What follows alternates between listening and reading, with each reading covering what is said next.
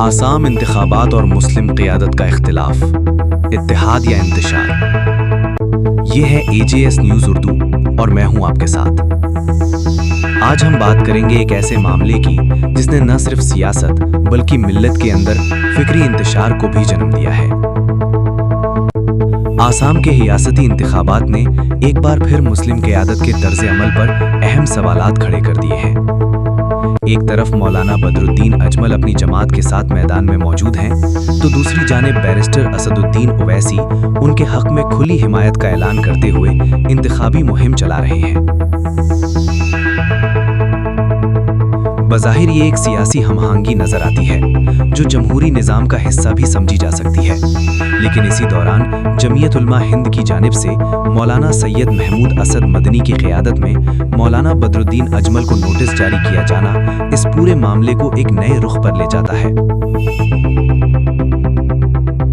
यहाँ सवाल सिर्फ इख्तिलाफ का नहीं बल्कि उसके वक्त, अंदाज और असरात का है। ऐन इंतखाबी माहौल में ऐसा इक़दाम फितरी तौर पर कई शुकूक व शुबहात को जन्म देता है। सबसे तशवीशनाक पहलू ये है कि इस कशमकश ने आम मुसलमानों के दरमियान ज़हनी इंतशार पैदा कर दिया है। सोशल मीडिया हो या आवामी हल्के, वाज़े तौर पर तकसीम दिखाई दे रही है। एक तबका एक क़ियादत के साथ है और दूसरा किसी और के साथ।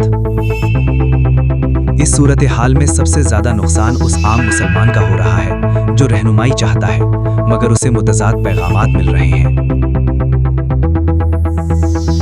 ये हकीकत नज़रअंदाज नहीं की जा सकती कि जब इख्तिलाफ अपनी हदूद से तजावुज़ कर जाए तो वो रहनुमाई के बजाय इंतशार का सबब बन जाता है।